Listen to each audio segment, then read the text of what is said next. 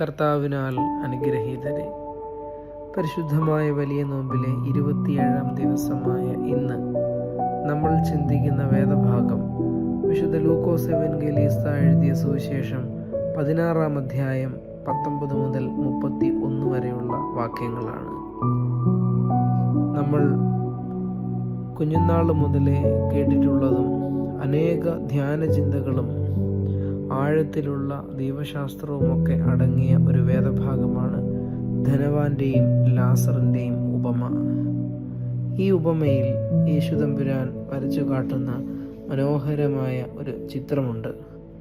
ഈ ലോകത്തിലെ ആഡംബര ജീവിതത്തിൽ മതിച്ചു പുളച്ച് ജീവിക്കുന്ന മനുഷ്യരുടെ അവസാനവും, ഈ ലോകത്തിൽ വളരെ ഹ്രസ്വമായ ജീവിത കാലഘട്ടത്തിൽ ദാരിദ്ര്യത്തിലും ഉള്ളതിനെ സംതൃപ്തിയോടെ ജീവിക്കുകയും ചെയ്ത മനുഷ്യൻ്റെ മരണശേഷമുള്ള ഭാഗ്യാവസ്ഥയെയും നമ്മളെ ഈ നോമ്പ് കാലഘട്ടത്ത് ഏറെ ചിന്തിപ്പിക്കുന്ന ഒരു സംഗതിയാണ് ഇത്.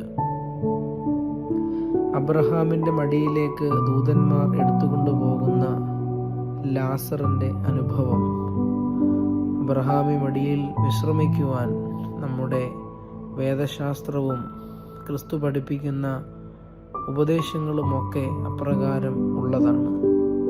എന്നാൽ ആഡംബര ജീവിതം കൊണ്ട് പാതാളത്തിൻ്റെ അന്ധകാരത്തിലേക്ക് മാറിപ്പോകുന്ന ധനവാന്റെ ജീവിതം പേടിപ്പെടുത്തുന്നതും നമ്മെ ചിന്തിപ്പിക്കുന്നതുമായ ഒന്നാണ്. ഈ ലോകത്തിൽ നമ്മൾ ജീവിക്കുവാൻ ദൈവം നൽകിയ അനുഗ്രഹങ്ങളിൽ നമ്മൾ ആയിരിക്കുമ്പോൾ മനുഷ്യൻ്റെ സാധ്യതകളാണ് ആഡംബര ജീവിതത്തിൽ ആയിരുന്ന ധനവാനും ദരിദ്രാവസ്ഥയിലും പൂർണ്ണ സംതൃപ്തിയോടെ ദൈവത്തെ നോക്കി പാർത്തിരുന്ന ലാസറിൻ്റെ അനുഭവവും. പ്രത്യേകിച്ച് ഈ നോമ്പ് കാലഘട്ടത്തിൽ നമ്മൾ ജീവിതത്തെ എങ്ങനെയാണ് നോക്കിക്കാണുന്നത്, എങ്ങനെയാണ് നമ്മൾ അപ്രകാരം നമ്മുടെ ജീവിതത്തെ നമുക്ക് ഒരുക്കുവാൻ സാധിക്കുന്നത് എന്നൊക്കെ ഈ വേദഭാഗം നമ്മെ ചിന്തിപ്പിക്കുകയാണ് ചെയ്യുന്നത്. ആയുസ്സിൽ നന്മ പ്രവർത്തിക്കേണ്ടുന്ന ധനവാൻ അപ്രകാരം ചെയ്യാതിരുന്നത് കൊണ്ട് അവൻ യാതന അനുഭവിക്കുന്നതായി മരണാനന്തര ജീവിതത്തിൽ നമ്മൾ ഈ വേദഭാഗത്ത് കാണുന്നു. എന്നാൽ വളരെ കഷ്ടതകൾ ജീവിതത്തിൽ ഉണ്ടായിരുന്ന ലാസർ മരണാനന്തര ജീവിതത്തിൽ അബ്രഹാമി മടിയിൽ ആശ്വാസം കണ്ടെത്തുന്നത് നമ്മൾ ഇതേ ഭാഗത്ത് തന്നെ കാണുകയാണ്. ഈ രണ്ട് ജീവിത സാഹചര്യങ്ങളും നമ്മുടെ ജീവിതത്തിലും ഒരുപക്ഷെ വന്നു കൂടിയേക്കാം. അത് ഏതാണ് വേണ്ടത് എന്ന് നമ്മളാണ് തിരഞ്ഞെടുക്കേണ്ടത്. ഈ ലോകത്തിൽ നമ്മൾ ജീവിക്കുമ്പോൾ സഹോദരനെ സ്നേഹിക്കുകയും കരുതുകയും അവർക്ക് വേണ്ടി പ്രാർത്ഥിക്കുകയും പ്രവർത്തിക്കുകയും ചെയ്യുമ്പോൾ തീർച്ചയായിട്ടും നമ്മൾ നമ്മുടെ നോമ്പിൻ്റെ മനോഹാരിതയിലും പൂർണ്ണതയിലുമായിരിക്കും. അതിലേക്ക് വളരുന്ന അവസരമാണ് എന്ന് നമ്മൾ തിരിച്ചറിയുന്നു. മോശയും പ്രവാചകന്മാരും ധനവാൻ മരിച്ച് പാതാളത്തിൽ ചെന്നപ്പോൾ ഓർമ്മ വരികയാണ് ധനവാന്. അബ്രഹാം പിതാവ് ധനവാനോട് പറയുകയാണ്, അവൻ്റെ പിതാക്കന്മാരെ, അവൻ്റെ സഹോദരന്മാരെ ഈ കാര്യം അറിയിക്കുവാൻ പോകണം എന്ന് പറയുമ്പോൾ മോശയും പ്രവാചകന്മാരും ഇന്നും നമ്മുടെ ജീവിതത്തിൽ ഇടപെടുമ്പോൾ നമ്മൾ എപ്രകാരം ആ സാക്ഷ്യങ്ങളെ ഉൾക്കൊള്ളുന്നു, അതിനനുസരിച്ച് നമുക്ക് നമ്മുടെ ജീവിതത്തെ ക്രമീകരിക്കുവാൻ സാധിക്കുന്നുണ്ടോ എന്ന് മോശ ന്യായപ്രമാണവും പ്രവാചകന്മാരുടെ പഠിപ്പിക്കലുകളും നമ്മെ മനസ്സിലാക്കുന്ന അനുഗ്രഹീതമായ ദൈവ സാക്ഷ്യമുള്ള ദൈവിക വെളിപാടിൻ്റെ അനുഭവങ്ങളാണ്. അപ്രകാരം മോശയുടെയും പ്രവാചകന്മാരുടെയും വാക്കുകളും പുതിയ നിയമസഭയിൽ യേശു ക്രിസ്തുവിൻ്റെ ഉപദേശങ്ങളും കർത്തൃശിഷ്യന്മാരുടെ ജീവിത മാതൃകയും വിശുദ്ധ പാരമ്പര്യവുമൊക്കെ നമ്മുടെ ജീവിതത്തെ ദൈവസന്നിധിയിലേക്ക് അടുപ്പിക്കുന്ന അനുഭവങ്ങളാണ്. ആ സാക്ഷ്യത്തെ നമ്മുടെ ജീവിതത്തിൽ പിന്തുടർന്നാൽ തീർച്ചയായിട്ടും അബ്രഹാമി മടിയിൽ നിത്യകൂടാരങ്ങളിൽ നമ്മെ ദൈവം വിശ്രമിപ്പിക്കും, ദൈവം നമ്മെ അവിടെ വസിപ്പിക്കും എന്നുള്ള ചിന്ത നമ്മുടെ ജീവിതത്തിൽ ഉണ്ടാകണം. ആ ചിന്തയ്ക്ക് അനുസരിച്ച് നമ്മുടെ ജീവിതത്തെ ക്രമീകരിക്കുവാൻ നമുക്ക് സാധ്യമാകണം. അപ്പോൾ തീർച്ചയായിട്ടും ലാസറിൻ്റെ അബ്രഹാമി മടിയിലുള്ള വാസത്തെ പോലെ നമ്മുടെ ജീവിതവും മരണാനന്തരം അബ്രഹാമി മടിയിൽ തന്നെ ആയിരിക്കും. അതിന് നമ്മുടെ ജീവിതത്തിൽ പ്രവാചകന്മാരുടെയും മോശയുടെ ന്യായപ്രമാണവും ഒരു സാക്ഷ്യമായി നിൽക്കും. അതിന് നമുക്ക് കഴിയണം എന്ന് ഈ വേദഭാഗം നമ്മെ ഓർമ്മിപ്പിക്കുന്നു. ഈ നോമ്പ് കാലഘട്ടത്ത് നമ്മുടെ ജീവിതം ഏറ്റവും അനുഗ്രഹീതമായി തീരുവാൻ ധനവാന്റെയും ലാസറിൻ്റെയും ഉപമയിൽ സാധ്യതകൾ ഏതാണ് എന്ന് മനസ്സിലാക്കി ധനവാനെ പോലെ ഈ ലോകത്ത് ആഡംബര ജീവിതം നയിച്ച് ദൈവസന്നിധിയിൽ നമ്മൾ പ്രവേശിക്കാതിരിക്കുകയല്ല, മറിച്ച് ലാസറിൻ്റെ ജീവിതത്തെ ധ്യാനിച്ചുകൊണ്ട് ഈ ലോകത്തിൽ ഉള്ള സംതൃപ്തിയിലായിരുന്ന് ദൈവത്തെ ആരാധിച്ച് സ്തുതിച്ച് അബ്രഹാമി മടിയിൽ നിത്യകൂടാരങ്ങളിൽ വസിക്കുവാൻ തക്കവണ്ണം നമ്മുടെ ജീവിതത്തെ നമുക്ക് ക്രമീകരിക്കാം. ദൈവം നാമേവരെയും അനുഗ്രഹിക്കട്ടെ. യേശു തമ്പുരാൻ വരച്ചു കാട്ടുന്ന മനോഹരമായ ഒരു ചിത്രമുണ്ട്.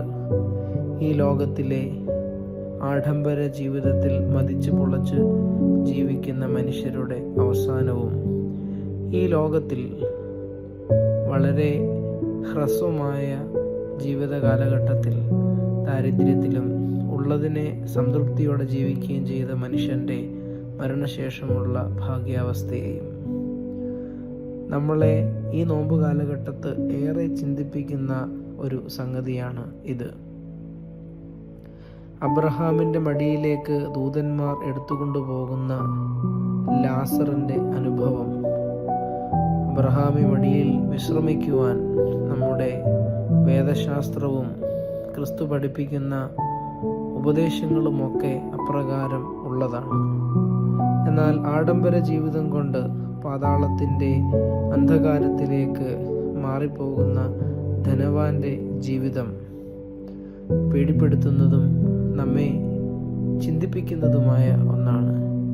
ഈ ലോകത്തിൽ നമ്മൾ ജീവിക്കുവാൻ ദൈവം നൽകിയ അനുഗ്രഹങ്ങളിൽ നമ്മൾ ആയിരിക്കുമ്പോൾ മനുഷ്യൻ്റെ സാധ്യതകളാണ് ആഡംബര ജീവിതത്തിൽ ആയിരുന്ന ധനവാനും ദരിദ്രാവസ്ഥയിലും പൂർണ്ണ സംതൃപ്തിയോടെ ദൈവത്തെ നോക്കി പാർത്തിരുന്ന ലാസറിൻ്റെ അനുഭവവും. പ്രത്യേകിച്ച് ഈ നോമ്പ് കാലഘട്ടത്തിൽ നമ്മൾ ജീവിതത്തെ എങ്ങനെയാണ് നോക്കിക്കാണുന്നത്, എങ്ങനെയാണ് നമ്മൾ അപ്രകാരം നമ്മുടെ ജീവിതത്തെ നമുക്ക് ഒരുക്കുവാൻ സാധിക്കുന്നത് എന്നൊക്കെ ഈ വേദഭാഗം നമ്മെ ചിന്തിപ്പിക്കുകയാണ് ചെയ്യുന്നത്. ആയുസ്സിൽ നന്മ പ്രവർത്തിക്കേണ്ടുന്ന ധനവാൻ അപ്രകാരം ചെയ്യാതിരുന്നത് കൊണ്ട് അവൻ യാതന അനുഭവിക്കുന്നതായി മരണാനന്തര ജീവിതത്തിൽ നമ്മൾ ഈ വേദഭാഗത്ത് കാണുന്നു.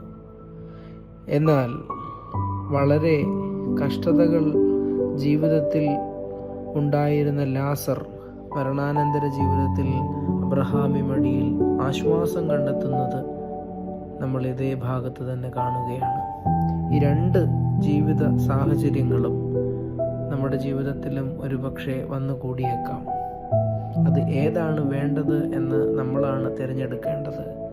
ഈ ലോകത്തിൽ നമ്മൾ ജീവിക്കുമ്പോൾ സഹോദരനെ സ്നേഹിക്കുകയും കരുതുകയും അവർക്ക് വേണ്ടി പ്രാർത്ഥിക്കുകയും പ്രവർത്തിക്കുകയും ചെയ്യുമ്പോൾ തീർച്ചയായിട്ടും നമ്മൾ നമ്മുടെ നോമ്പിൻ്റെ മനോഹാരിതയിലും പൂർണ്ണതയിലുമായിരിക്കും.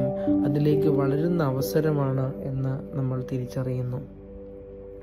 മോശയും പ്രവാചകന്മാരും ധനവാൻ മരിച്ച് പാതാളത്തിൽ ചെന്നപ്പോൾ ഓർമ്മ വരികയാണ് ധനവാന്. അബ്രഹാം പിതാവ് ധനവാനോട് പറയുകയാണ്, അവൻ്റെ പിതാക്കന്മാരെ, അവൻ്റെ സഹോദരന്മാരെ ഈ കാര്യം അറിയിക്കുവാൻ പോകണം എന്ന് പറയുമ്പോൾ മോശയും പ്രവാചകന്മാരും ഇന്നും നമ്മുടെ ജീവിതത്തിൽ ഇടപെടുമ്പോൾ നമ്മൾ എപ്രകാരം ആ സാക്ഷ്യങ്ങളെ ഉൾക്കൊള്ളുന്നു, അതിനനുസരിച്ച് നമുക്ക് നമ്മുടെ ജീവിതത്തെ ക്രമീകരിക്കുവാൻ സാധിക്കുന്നുണ്ടോ എന്ന്. മോശ ന്യായപ്രമാണവും പ്രവാചകന്മാരുടെ പഠിപ്പിക്കലുകളും നമ്മെ മനസ്സിലാക്കുന്ന അനുഗ്രഹീതമായ ദൈവ സാക്ഷ്യമുള്ള ദൈവിക വെളിപാടിൻ്റെ അനുഭവങ്ങളാണ്. അപ്രകാരം മോശയുടെയും പ്രവാചകന്മാരുടെയും വാക്കുകളും പുതിയ നിയമസഭയിൽ യേശു ക്രിസ്തുവിൻ്റെ ഉപദേശങ്ങളും കർത്തൃശിഷ്യന്മാരുടെ ജീവിത മാതൃകയും വിശുദ്ധ പാരമ്പര്യവുമൊക്കെ നമ്മുടെ ജീവിതത്തെ ദൈവസന്നിധിയിലേക്ക് അടുപ്പിക്കുന്ന അനുഭവങ്ങളാണ്. ആ സാക്ഷ്യത്തെ നമ്മുടെ ജീവിതത്തിൽ പിന്തുടർന്നാൽ തീർച്ചയായിട്ടും അബ്രഹാമി മടിയിൽ നിത്യകൂടാരങ്ങളിൽ നമ്മെ ദൈവം വിശ്രമിപ്പിക്കും, ദൈവം നമ്മെ അവിടെ വസിപ്പിക്കും എന്നുള്ള ചിന്ത നമ്മുടെ ജീവിതത്തിൽ ഉണ്ടാകണം. ആ ചിന്തയ്ക്ക് അനുസരിച്ച് നമ്മുടെ ജീവിതത്തെ ക്രമീകരിക്കുവാൻ നമുക്ക് സാധ്യമാകണം. അപ്പോൾ തീർച്ചയായിട്ടും ലാസറിൻ്റെ അബ്രഹാമി മടിയിലുള്ള വാസത്തെ പോലെ നമ്മുടെ ജീവിതവും മരണാനന്തരം അബ്രഹാമി മടിയിൽ തന്നെ ആയിരിക്കും. അതിന് നമ്മുടെ ജീവിതത്തിൽ പ്രവാചകന്മാരുടെയും മോശയുടെ ന്യായപ്രമാണവും ഒരു സാക്ഷ്യമായി നിൽക്കും. അതിന് നമുക്ക് കഴിയണം എന്ന് ഈ വേദഭാഗം നമ്മെ ഓർമ്മിപ്പിക്കുന്നു. ഈ നോമ്പ് കാലഘട്ടത്ത് നമ്മുടെ ജീവിതം ഏറ്റവും അനുഗ്രഹീതമായി തീരുവാൻ ധനവാന്റെയും ലാസറിൻ്റെയും ഉപമയിൽ സാധ്യതകൾ ഏതാണ് എന്ന് മനസ്സിലാക്കി ധനവാനെ പോലെ ഈ ലോകത്ത് ആഡംബര ജീവിതം നയിച്ച് ദൈവസന്നിധിയിൽ നമ്മൾ പ്രവേശിക്കാതിരിക്കുകയല്ല, മറിച്ച് ലാസറിൻ്റെ ജീവിതത്തെ ധ്യാനിച്ചുകൊണ്ട് ഈ ലോകത്തിൽ ഉള്ള സംതൃപ്തിയിലായിരുന്ന് ദൈവത്തെ ആരാധിച്ച് സ്തുതിച്ച് അബ്രഹാമി മടിയിൽ നിത്യകൂടാരങ്ങളിൽ വസിക്കുവാൻ തക്കവണ്ണം നമ്മുടെ ജീവിതത്തെ നമുക്ക് ക്രമീകരിക്കാം. ദൈവം നാമേവരെയും അനുഗ്രഹിക്കട്ടെ.